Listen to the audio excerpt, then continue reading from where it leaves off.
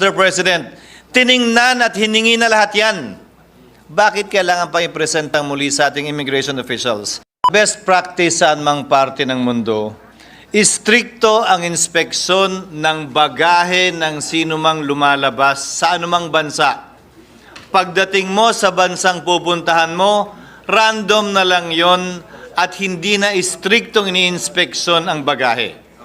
Patungkol naman sa mga kababayan nating paalis, tao na ito at hindi bagahe.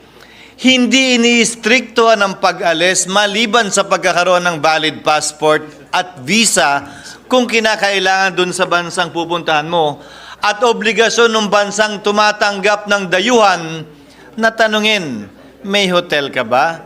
May insurance ka ba? Gaano katagal ka ba dito at kailan ka babalik?